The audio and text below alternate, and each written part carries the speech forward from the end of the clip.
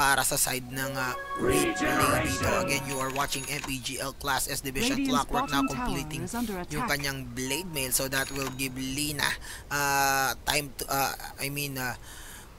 Lina having hard time dito dahil pag nilagunan niya si Clockwork at nahuli siya na ng Clockwork at nakapag blade mail, wasak ang EDSA dito ng pero ito mukhang second take 2, direct take 2. Uy, nagtatabi-tabi lang sila, wala pala silang dun. Uy, pero dagger na ang Earthshaker, and this is now a triple dagger squad para sa team ng Raging We Play. Tignan natin kung paano nila i-initiate na maayos to. Uy, mukhang dito magkakatagpo. Dito ang big engagement natin mga kaibigan sa Rosh Pit, and there's a smoke. At nako, mukhang dito na magtatagpo. Double smoke for both team dito. Ito na ang Raging We Play team. Tingnan natin kung ano mangyayari. Magkakahulihan portion dito. Oh my god, medyo ito ang mga hinahanap natin. Rubik is there, and there's the stun on the Invoker. That's the initiation that they need. There's the stun. The Lezo, that will be the first pickup, mamamatay. At ito, Fissure stolen by Rubik. Lazy D, double kill. Kinuha niya ang buhay mga kaibigan. Slardar going in, Prince going down that Echo Slam, and they will complete. No! Rubik will escape, and that is almost a full team wipe. Team We Play with the play behind those dagger. At ayun nga, ang dagger na, and this might translate into a tier 2 tower bottom and maybe a Roshan. Grabe ang usage ng dagger. The Echo, the initiation, Invoker, walang panahon para mag-react. The Slardar Blinkin stun, the Blinkin Lazo, the Blinkin Echo, the stun, the Laguna taking them down. And hindi na po pwersahin ng issue, pero na-counter Fissure mga kaibigan. Nahuli si Lina. Oh my god, team! How to survive? Climpak! Iwan na yan! And eto na, nakabalik na mga kuya mo rito. Subukan tumipi, may hookshot pa. Ay! Hindi niya abutan. And Lina, the casualty mga kaibigan, bawas ang laman ng kanyang Bloodstone dito. Slardar now up with 1,100 gold. Hindi ko alam kung ano magiging next item niya rito.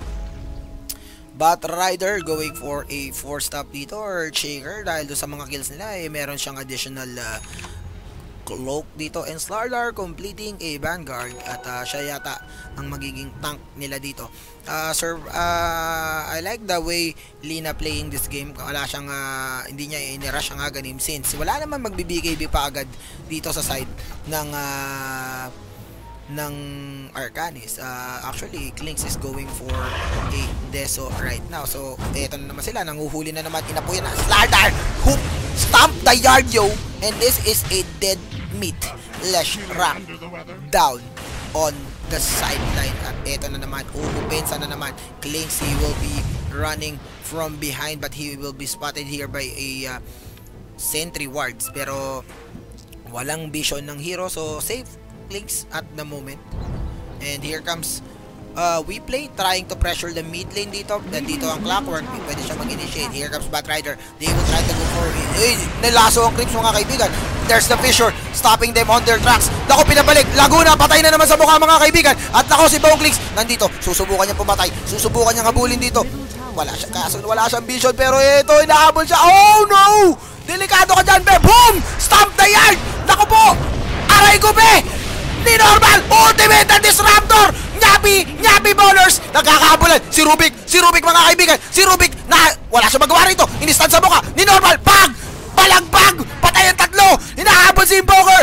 Naka-glimmer cape ka pala!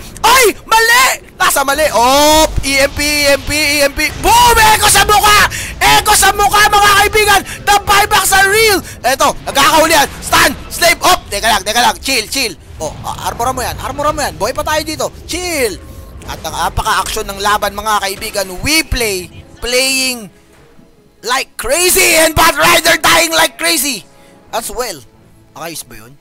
Eto, may Laguna ako. Oh, sige pre. Lagunahin mo sa mukha. Denive. In this time na. Denive na mga kaibigan. Slaverino, Masterino, pero it won't be enough to take down Leshrac. 13-19 is the score. Napaka-action ng laban natin mga kaibigan.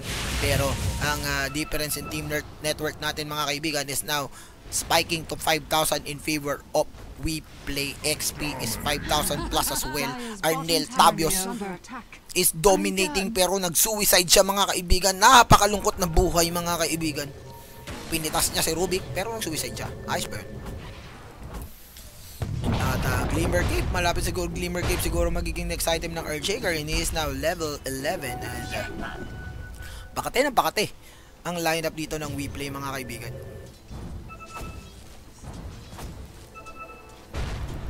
Tingnan natin mga kaibigan, nagkakabakbakan na rito. Ano yan? #5? My God! #5 the real! They have a meet and greet, my God! My favorite boy band. #5. At ito, nanguhuli na naman siya rito mga kaibigan. Hyper-aggressive Batrider pero wala pa siyang 4-stop out dito. Puro blink-in lang siya. So, napakalungkot ng buhay niya mga kaibigan. Pero ito na si Lina. Now up with the Shadow Blade. At sorpresa. Para pa rin sa kanila rito. Wala pa rin naka-BKB. Ibig sabihin, papasukin pa rin kayo namin lakas namin dito. At ito ngayon, magkakabakbakan mga kaibigan. Klinks, meron siyang medallion. Deso is inbound na para sa kanya rito. So that is a massive boost of physical damage going in favor of the Klinks. Ito naman si Lina ngayon. Pare, naka-shadow blade na siya. Ano kayo mga be? At Invoker, mukhang Orchid of Melev ang kanya magiging item dito. Samantala, farming the jungle, itong team ng WePlay dito mga kaibigan. Hindi sila basta-basta nagpapatampik-tampik. Bishop blink out, and here comes another smoke of deceit, and every time na nakakapag-smoke sila, nagtatagumpay sila. At tingnan natin kung ano magiging play sa kanila rito. Lina in first now, up again with additional 1,300 gold in the bag para sa kanya. Earthshaker looking, and they will spot the Roshan, pero Roshan blocking that initial amplified damage ng Slardar. Nagkakabakbakan, naghahanap. Ito na, stand slave ng mga kaibigan. Inapoyan na nila si Roshan, and Roshan is -10 pagdating sa armor niya mga kaibigan. Tignan natin dito, binabakbak nila si Roshan. Pwedeng yung scout out ng Rocket dito, etong team ng Arcanis, pero hindi ko alam kung ano pinaglalaban nila rito. And here comes Earthshaker trying to delay the Earthshaker illusion, and that is Lina getting that much needed Aegis. At eto na, uupensa na sila rito mga kaibigan. Tingnan natin, Lina inverse, Shadow Blade, naghahanap siya ng mabibiktima. Hindi nila makikita ang Invoker dito, pero okay lang, mukhang pupush na sila rito. Klinks now pressuring the mid lane, at mukhang susubukan niyang pabalikin dito etong WePlay to defend, pero hindi siya maglalakas ng loob since wala siyang makitang hero dun sa kanyang vision. Pero ito, alam niya, nasa babayan, pupush ko na lang to, split push tayo. Pero Lina inverse, napakalakas, napakabilis. 45 na. Takot ang buong Klis. Siyempre kasi wala siyang BKB, kaya talagang matatakot siya rito. At ito, tignan natin kung mag-push pa dito ang WePlay, pero mukhang pabalik sila. Nag-iisip sila ng gagawin nila rito mga kaibigan. Meron silang Aegis in their possession. So, tama lang. Chill lang sila rito. Chill.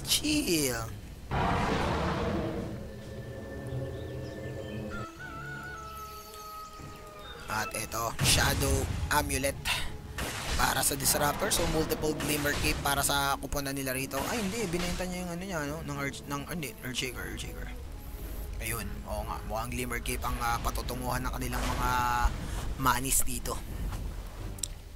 I think kailangan nila mag-push dito. Well-farmed naman itong Klinks. Well-farmed din ng Invoker. Pero kasi yung dinadalang dynamic ng Slardar, Batrider, Earthshaker, yung tatlong initiator for WePlay, masyadong maiilang dito yung Arcanis to engage. Especially kung iisipin nila na once na maunahan sila ng Batrider, hindi sila pwedeng magsama-sama dahil pwedeng talunan sila ng Earthshaker.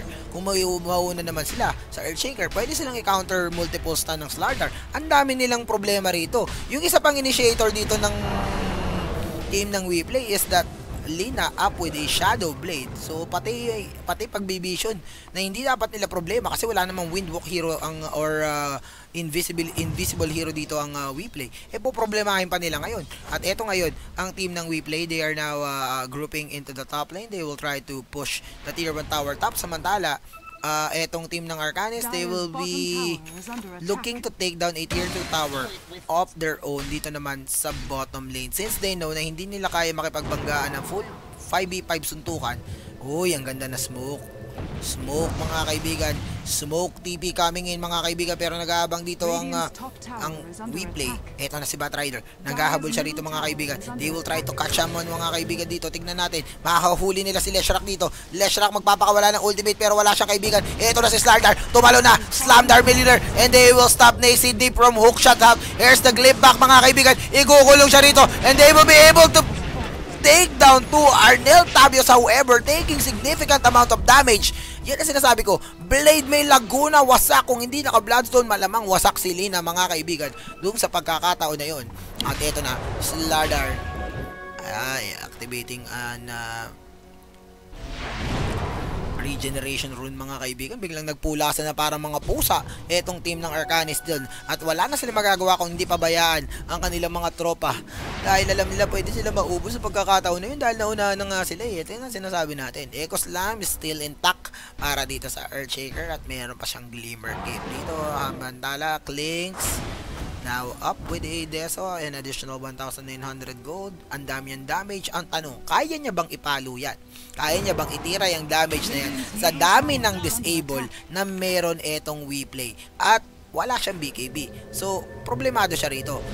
Problem pa more. Hugot connection siya rito. At ito, nagsayang na ng EMP Tornado at hindi mapigilan. Ito, hindi pala makakapigil sa pabebeng Lina mga kaibigan sa pagpupush dito. At this tier 2 tower will go down without any contention coming in the side of Arcanis. They will be happy to look. Inatak na! Babayu! Kinulong ni Laguna! Arnel Tabio, si Unstoppable. Samantala, napabiglang ligo mga kaibigan si Clinks dito. Gusto niyang dumiskarte. Tatlo na ang patay sa kumpunan niya mga kaibigan. Wala pa rin siyang nawawasak at napakalungkot ng buhay. Napakalungkot ng buhay para sa buong Clinks mga kaibigan. Susubukan niya. Desperate times calls for desperate measure. Susubukan ko yung backdoor rin. Wala kayong magagawa. Hindi nyo. Di bumakdoor ka pa, baby boy. At ito na, Lina in the front line trying to take down this tier 3 tower at hindi siya mapipigilan dito. Si Batosay, oy, bakit ka nakaposing dyan? Nagsiselfie ka ba? Oy, kaso nabuhat niya. Ang ganda naman nun, pe. Pero hindi mangyayari ang dapat mangyari. Buhay pa sila dito at nandito pa rin ang Aegis. Ay, wala pala, may Bloodstone siya. Nasaan yung Aegis? Ooh, and Lina Inverse taking down the tier 3 tower in the top lane. Sa top lane, in the mid lane pala. At walang mamamatay sa kanilang side dito. At maghahabol sa wala etong team ng ano. Uy, ako po, delikado yan. Kunin mo na yan. Kunin mo na yan. Ay! Ay! Patay, hindi niya kinuha. Ba't hindi mo kinuha pa, bebe boy ka kasi? Dibigay mo pa sa girls mo. Yan. Kukunin mo na lang. Nakuha pa ng iba. My God. Patay ka pa tuloy, Slardar. Pero meron na siyang 2,400 gold. At sa susunod na pag-field trip nila rito sa mid lane, malamang sa alamang wawasakin na nila itong barracks na to. Dahil alam nila, walang nagawa yung ano kanina. Yung team ng Arcanis to defend. And Lina is now in top of the network chart with 15,000. A solid 5,000 gold advantage over Clinks, which is the leading hero in terms of network para dun sa team niya. 14 to 26 is the score. This is Mineski Pro Gaming League Classes Division. Game number 2 of this best of 5 series. WePlay is up 1-0 dito sa laban natin. Item check tayo. Rubik now up with an Arcane Boots, Clockwork Blade Meal 4-stop, Clinks Desolator 3,000 gold. Invoker is now up with an Orchid of Malevolence, and Leshrac up with a Mechanism. Glimmer Cape for your Disruptor, Earthshaker, Glimmer Cape 4-stop, and Dagger. Lina, Shadow Blade, Travel, Aghanim Scepter, and Bloodstone. Going for Aghanim Scepter ang Batrider dito, and Slardar medyo mukhang going for BKB din. Chillax lang sila dito. Chill lang na chill. Chill lang sabi ng mga tropa pips natin.